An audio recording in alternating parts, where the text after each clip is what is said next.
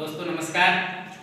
आज हम लोग वर्ण और वर्णमाला के बारे में जानकारी प्राप्त करेंगे। वर्ण क्या है और वर्णमाला क्या है, वर्ण किसे कहते हैं, सबसे पहले ये जान लेते हैं वर्ण किसे कहते हैं। तो वर्ण की परिभाषा इस तरह से कि भाषा की सबसे छोटी इकाई को वर्ण या अक्षर कहते हैं। भाषा की सबसे छोटी इकाई को वर्ण या अक्षर कहते हैं जिसका अन्य कोई विभाग ना हो सके।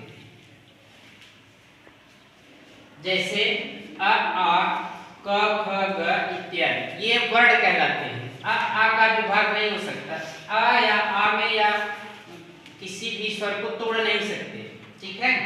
क ख ग इत्यादि ये स्वतंत्र व्यंजन है, वर्ण है, इसको भी तोड़ नहीं सकते, इसका कोई अन्य विभाग नहीं हो सकता। तो इसलिए इसको क्या कहते हैं, वर्ण कहते हैं। भाषा की सबसे छोटी इकाई को वर्ण या अक्षर कहते हैं। इस तरह इसकी परिभाषा हो जाएगी और पूछा जाएगा कौन से वर्ण होते हैं। तो अ आ इ उ इत्यादि वर्ण कहलाते हैं। क ख ग इत्यादि भी वर्ण कहलाते हैं। वर्ण के प्रकार में आ जाते हैं। वर्ण कितने प्रकार के होते हैं ऐसा पूछा जाए तो वर्ण संस्कृत में दो प्रकार के होते हैं। संस्कृत में वर्ण दो प्रकार के होते हैं। एक होता है स्वर वर्ण जिसको हम संस्कृत में अच वर्ण कहते हैं। अच स्वर वर्ण को संस्कृत में अच कहते हैं। और दूसरा है व्यंजन वर्ण। व्यंजन वर्ण को संस्कृत में हल कहते हैं, ठीक है। इसके बाद आता है और संस्कृत में स्वरों की संख्या कुल 9 है और व्यंजनों की संख्या 33 है।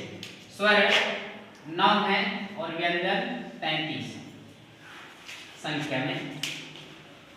फिर वर्णमाला, वर्णमाला जानते हैं। तो वर्णमाला की परिभाषा कैसे करेंगे, तो वर्णों के क्रमबद्ध समूह को वर्णमाला कहते हैं। जो वर्ण लिखा जाता है उसको एक क्रम में व्यवस्थित करने को ही वर्णमाला कहते हैं।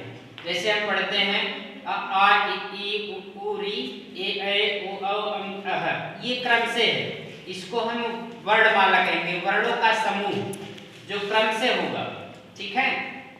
अगर आगे पीछे होगा उसको वर्णमाला नहीं कहेंगे, जब क्रम से होगा तो वर्णमाला कहते हैं। फिर क से ज्ञ तक हम जब पढ़ते हैं तो क ख ग घ ङ छ छ ज झ ञ ट ठ ड ढ ढ, ऐसे ज्ञ तक जब क्रम से होगा तो उसको हम क्या कहेंगे, वर्णमाला कहेंगे। तो परिभाषा इस तरह कर सकते हैं कि वर्णों के क्रमबद्ध समूह को वर्णमाला कहते हैं। और जैसे अ से यहाँ तक क्रम से लिखना ये वर्णमाला है और क से ज्ञ तक लिखना क्रम से ये भी वर्णमाला है, जो कि क्रम से लिखा हुआ एक समूह है, ठीक है। समझ में आया। तो मित्रों जानकारी अच्छी लगी हो तो कृपया वीडियो को लाइक एंड शेयर जरूर करिएगा और कोई सुझाव हो तो कमेंट में जरूर दीजिए। तब तक के लिए नमस्कार।